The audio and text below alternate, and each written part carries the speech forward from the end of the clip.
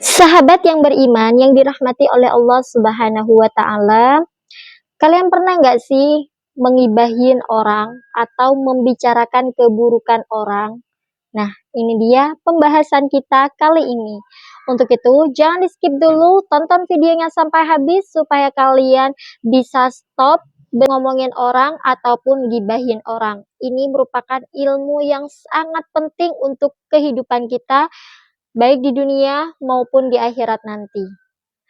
Nah, buat teman-teman yang ngerasa nih ya, pernah gibahin orang, pernah ngomongin orang, yuk perbaiki dari sekarang. Nah, jika dirasa ini bermanfaat, silakan langsung share, karena ini merupakan potensi pahala jariah. Dan kalau kalian mau bertanya, apapun permasalahan kalian, silakan tulis di kolom komentar. Baiklah, ini merupakan ilmu dari Ustadz Hanan Attaqi, di mana kita akan membahas ketika kita menggibahin orang dan gimana sih caranya agar ketika kita menggibahin orang atau ngomongin orang, dosa kita akan diampuni oleh Allah Subhanahu wa Ta'ala. Beda ya kalau kita berdosa kepada Allah. Kalau kita berdosa kepada Allah, maka sekali dengan beristighfar Allah akan mengampuni. Tapi kalau kita berdosa kepada manusia tanpa kita meminta maaf kepadanya, maka dosa kita tidak akan terhapus ataupun tidak akan dimaafkan. Itulah baiknya Allah, ketika kita membaca istighfar, maka Allah akan mengampuni dosa kita. Tapi ketika kita berdosa kepada manusia, maka kita harus datang dan minta maaf kepada dia. Kepada orang yang sudah menyakiti hati kita, kepada orang yang sudah menggibahi kita. Makanya dari sekarang, stop, gak usah ngibahin orang, gak usah ngomongin orang. Kalaupun kalian sendirian di rumah, gak usah tuh namanya pergi ke rumah tetangga hanya untuk ngomongin orang. Yang ada kita dapat dosa, bukan dapat pahala. Kalau kalian mau berkumpul-kumpul, kalian kumpullah di majelis. Karena kalau di majelis, kita dapat ilmu, kita dapat pahala. Kalau kita kumpul di rumah tetangga, yang ada kita dosa. Orang lewat kita gibahin. Orang apa-apa kita gibahin, kita ngomongin. Orang begini-begini pasti itu ya. Karena itu memang realita. Apalagi buat yang emak-emak nih yang di rumah. Aduh, Masya Allah. Yuk stop dari sekarang. Kita dengerin yuk penjelasan dari Ustadz Hanan Attaqi. Gimana sih dosa orang yang sudah menggibahi kita. Dan gimana caranya kita bisa meminta maaf kepada orang yang sudah kita gibahin. Yang sudah kita omongin kesalahan-kesalahannya yang sudah kita jelek-jelekin.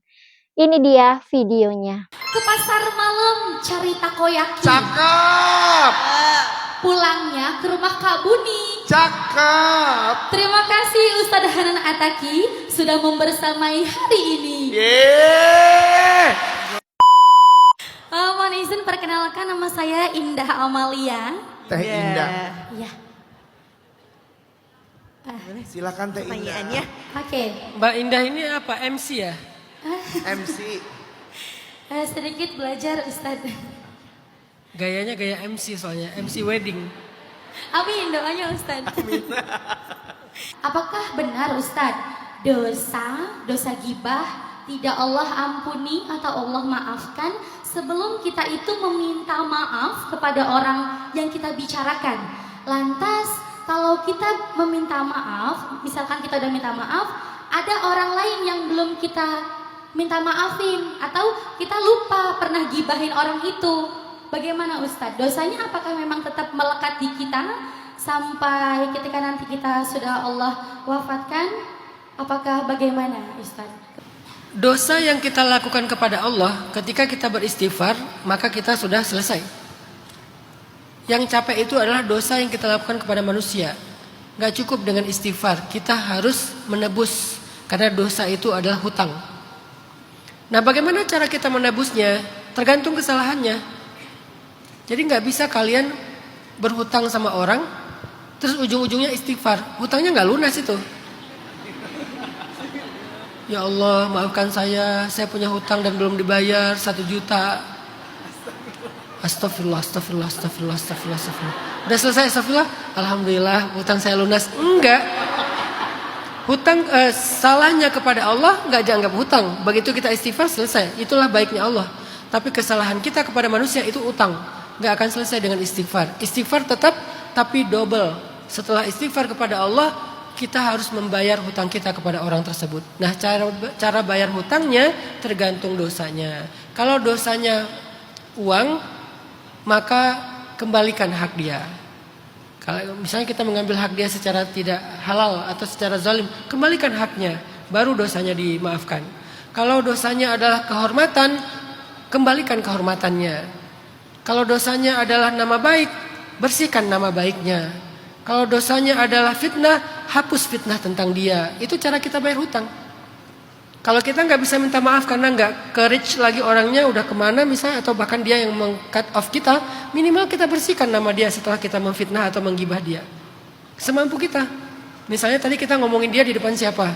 Nanti orang itu kita ajak ketemu, kita bilang, maaf ya kemarin aku salah informasi tentang dia nggak kayak gitu.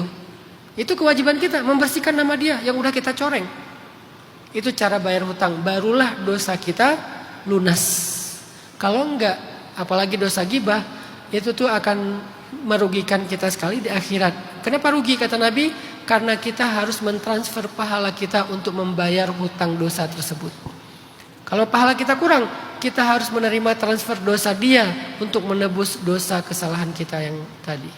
Jadi tetap akan dibawa ke akhirat sebelum kita lunas membayar hutang. Kalau kalian melakukan kesalahan kepada seseorang, lunasi hutang kalian. Masya Allah, tuh gimana? Kalau kita gibahin orang yang ada pahala kita berikan kepada orang yang sudah gibahin kita berikan kepada orang yang sudah kita jelek-jelekan. Dan kita pun juga bakalan tidak akan diampuni dosanya oleh Allah ketika kita sudah menggibahin orang tersebut. Kecuali kita meminta maaf kepadanya.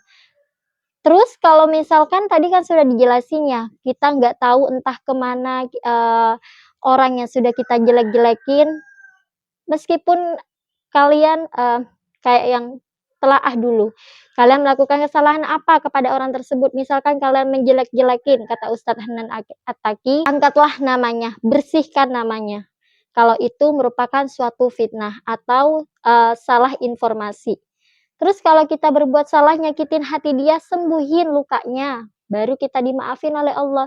Terus ketika kita lagi gibahin dia tentang begini begitu, pokoknya apapun yang kamu lakuin, tanggung jawablah dengan apa yang kamu lakuin. Misalkan kayak tadi, kamu ngejelek-jelekin namanya, kamu coreng namanya, ya udah kamu tinggal bersihin lagi namanya, angkat lagi namanya, bersihkan nama baiknya.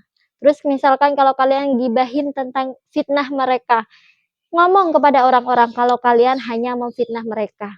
Kayak gitu, baru dosa kita akan diampuni. Masya Allah, ilmu yang kali ini betul-betul bermanfaat banget, dan saya nggak bisa nih kalau berdiam diri tanpa harus membagikan kepada kalian.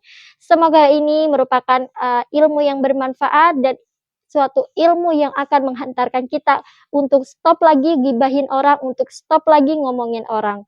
Karena kita nggak pernah tahu ya, orang yang kita omongin itu akan memaafkan kita atau malah sebaliknya. Yang ada nanti pahala kebaikan kita akan ditransfer kepada orang yang sudah kita gibahin. Sia-sia dong nanti kita ibadahnya. Barakallahu fikum. Semoga bermanfaat.